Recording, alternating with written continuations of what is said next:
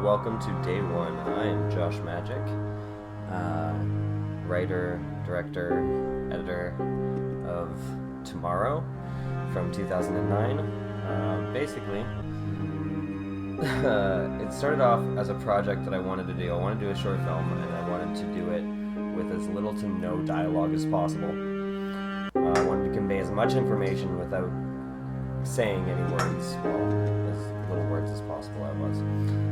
I didn't want, and I wanted to only have one person be the entire cast. That was another goal, so that I could have one person be the cast member, one person filming. And as you can see right now, the whole point of this character was that he is a slob. He's a slob, he's a drunk, he's pathetic, that's for sure, as you'll see. So I had to convey that as in literally no words, and I didn't want him talking to himself. I thought that would be a little weird, so I just thought the easiest way to show it would be just to, make him a drunk, a slob. So I wanted like this horror vibe, a mystery horror vibe, where you don't really know what's going on, you don't know what's happening, you don't know where this is going, but I want this ominous feeling. So I thought, let's start him off by making breakfast. Like I wanted the creepiest, most ominous breakfast scene ever to be put on film, and that's what I went for here. And there's a couple of key moments. Like the eerie music in the background never seems to go away. Oh, I hate that sound effect. And later on, like, you can just feel the empty can. I'm sorry, I did this take a couple times. Even the sound of the empty can being put down, oh, it bothers me to this day. Okay, so yeah, he's making breakfast, and we see this. Nice, I love this. You have this perfect yolk, and this disturbingly, like, the way he just accepts that as his breakfast, like, the broken yolk. Alright, and then here, I like this.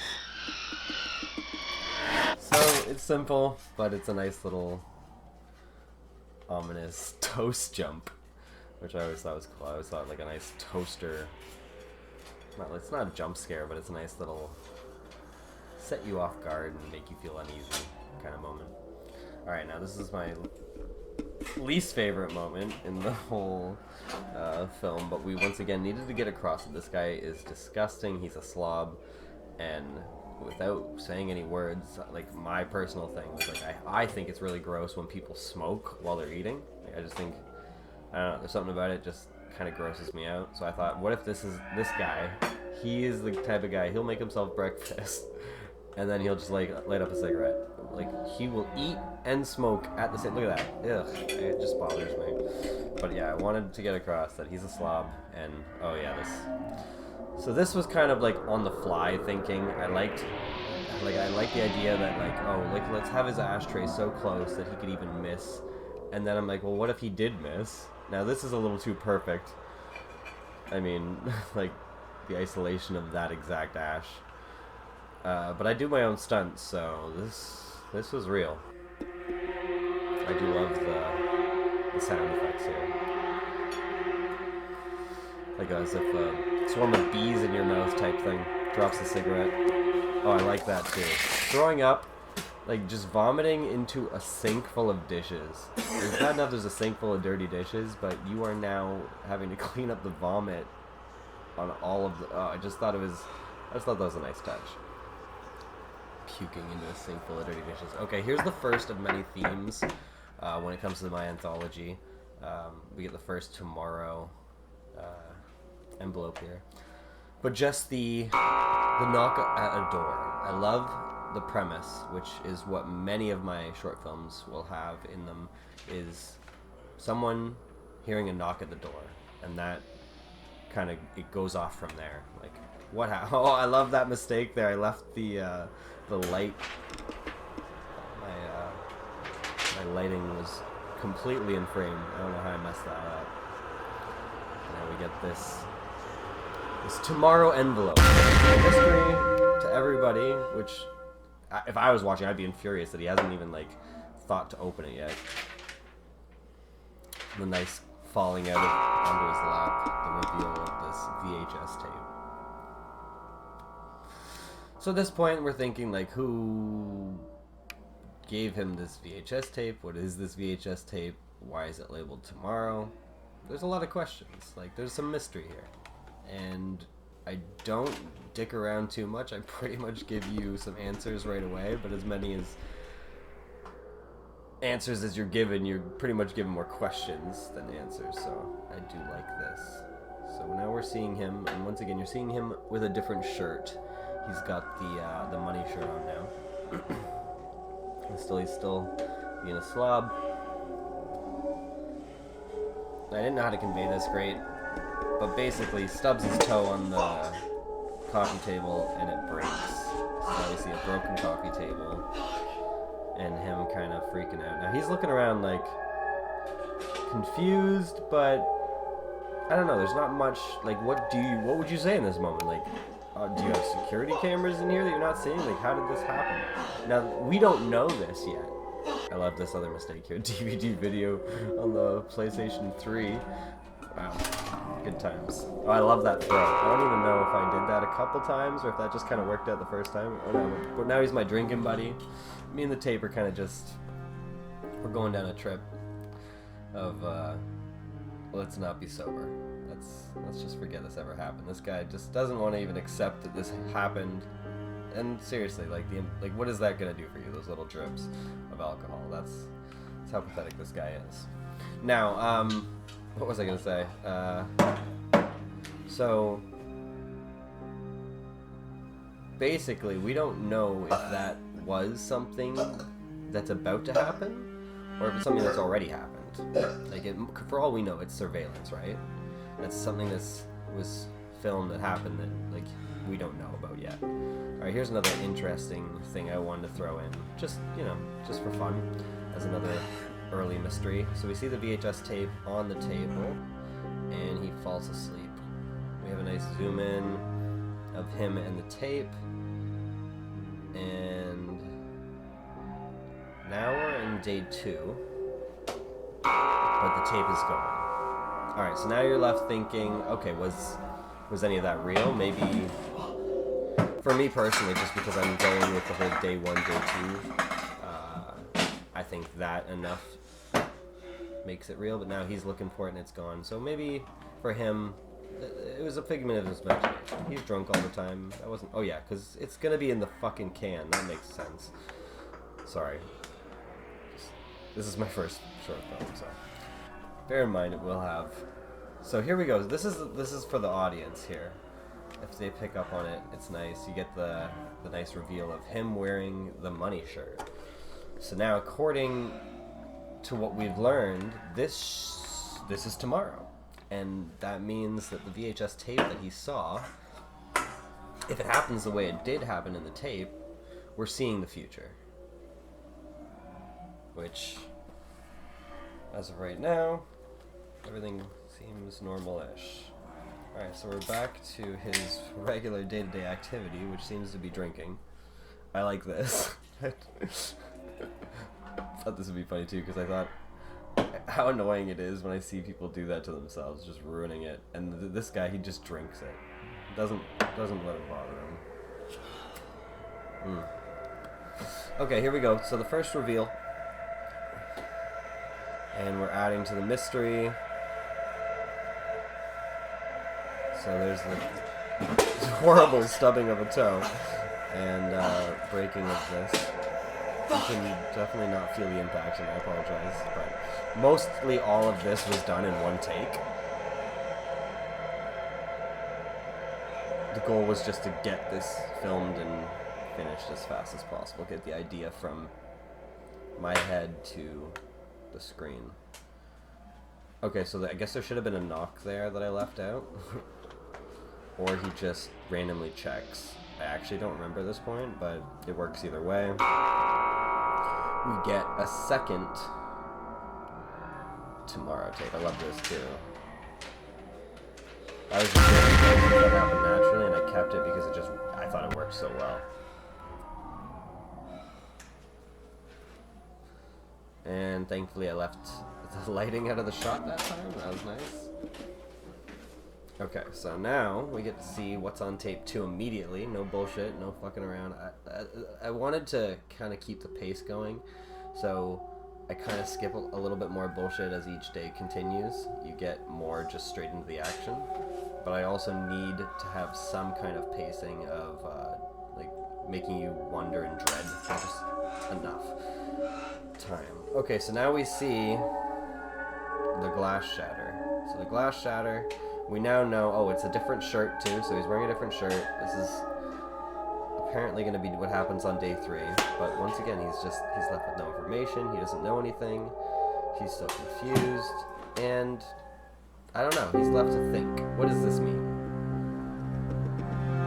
Once again, kind of has a drinking night with the tape, thinking, but we don't really have much action. What would you do? What actually can you do? There's not much you can do other than, especially for this character, who's a slob as it is. He doesn't do anything when there's a normal day happening, so this is just, if anything, putting him deeper into psychosis. And then, yes, the horrible puking on the ground, which will come up later, because once again, this is all happening in one take, and I'm actually directing a lot of the silence.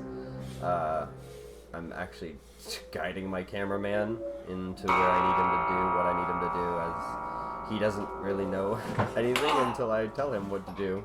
The little information I gave him ahead of time. And once again, we see the tape is still there this time, which I think adds a nice, more mystery touch. Like, okay, so the first time it was gone. Maybe it's just in the house, or like, oh, yeah. So now more puke on the pile of puke. Now, as I'm acting, oh yeah, I realize, oh, I just touched puke, so I just have to act that out, like, as if I didn't even, like, mean to put my hand down there, but once I did, I had to act as if, and which worked out perfectly, because I'm like, that gives me an excuse, so let me take off that shirt. Now I can put on the next day's shirt. Now I stepped in it, and once again, I'm not an actor by any means, but I'm decently aware with my improv. Enough to know that when I walk past it, I'm just stepping in my invisible puke. Alright, now I'm pretty much just standing in it though and not even phased, so that's a thing. Alright, so now we get this, which, you know, he should be catching on by now, but this guy's an idiot, and it's not really clicking for him yet. But this is the moment I feel where everything kind of clicks. 3 times just to put into perspective for him. Like, this is his shatter moment. This is the moment where, okay, what is happening? I need to know what's going on. Something is going on, and he knows it now. There's no way to justify it any other. Like, he's convinced. Like, this tape, what does it mean? So I think, yeah, this is him confirming. So we go back. Another reason you had to have the tape still. So he watches, and yes, this is literally what just happened. Now, I love how we decided to film this. We kind of had to film everything backwards. Filming it backwards allowed us to have the tapes that we needed for each shot. And also, we filmed it all at the same time to make sure it was consistent. So we had 2 cameras filming, one stationary on a tripod, and then one with my buddy Chris. Now, every time my back's turned, I cut off the audio because I can basically direct him into what I'm about to do and what he needs to do. Now I'm basically searching for any form of camera or reasoning that this could happen, because basically at this point, if I can't see cameras, it's even scarier. If there was at least, if I found a camera, alright, like, that's scary, but no cameras, like, what is happening? What is filming me? And the shots don't make sense. Almost crystal ball-like, where you're seeing into the future with no explanation. And that's pretty much the biggest amount of dialogue I have. Okay, now I like that. You get the shots of the multiple envelopes, both labeled to put another VHS. Yeah, right. Don't even show him getting it from the door. It just goes straight into the next tape. Okay, this is my favorite shot. You have me watching, we don't know. But then the reveal that I'm not alone. And maybe this whole thing is convincing me for a reason. Now, say you just start here. That's weird, right? So something wanted me to see,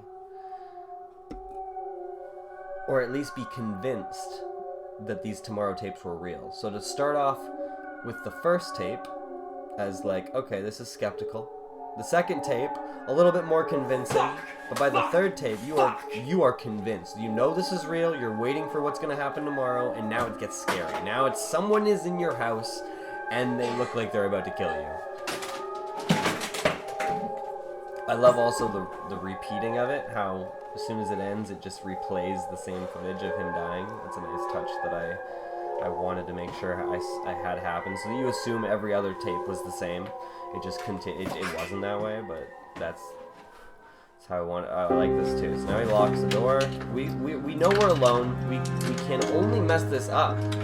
Like, it's horror movie logic, right? You have to have your protagonist mess this up for the antagonist to actually pull this off. In this particular film, I have a character who can pretty much see the future, so he knows exactly how he would be dying if this is like a death scenario.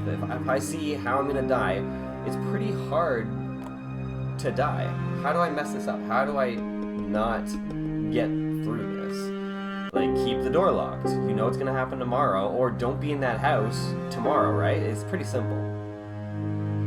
So I had to have it happen as fast and early as possible, and I needed to have it happen in a way that made logical sense for the character not to be completely stupid, and here we go. This is what I came up with. So it's 5 a.m. He knows this is it. So day 4, we're in day 4, and immediately, unlike all the other days, he's waking up, like, as soon as this day is beginning. And what are we going to look for? Alright, first things first, he knows now, like, that assurance of, I'm putting this on, I know what's going to happen. He's willingly accepting his fate at this point. He knows. Putting on that wife beater means exactly what that video shows. Now, it's interesting, he could have put on something else, and that, you know, that could have played an interesting story element, but I like the idea of him accepting this. And now this moment, there is no tomorrow. Like, that's a scary idea. Oh shit, like, there is no tomorrow. I'm not alive tomorrow to, oh wait? No. It's over there. Okay, so there is a tomorrow. He goes to get it. And that's when we have our moment. And I really love this. I love the darkness. Coming out of darkness, going into darkness. And our characters is just oblivious enough that this works. You actually kind of feel sympathetic, like you could have done this without knowing, thinking, or feeling.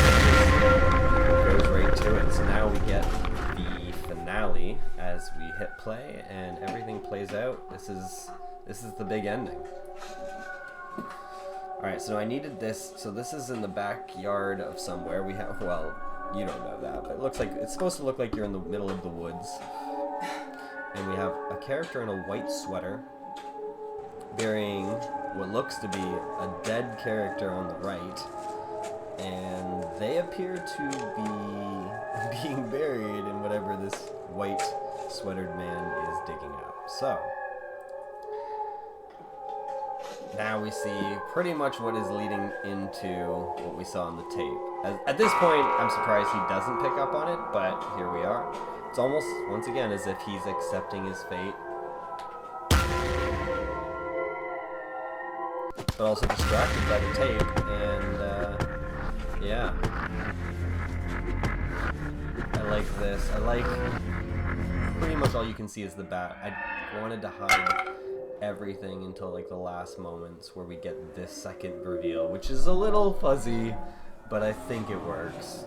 I would have done it a little better if I had the right material, but you know, I was working with what I was working with, and here we go. So now we get the close-up of the body lying on the ground, and if it's not clear or obvious, it's what is to be known as the killer.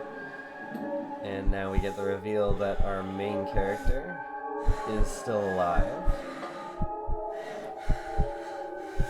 Although very bloodied up.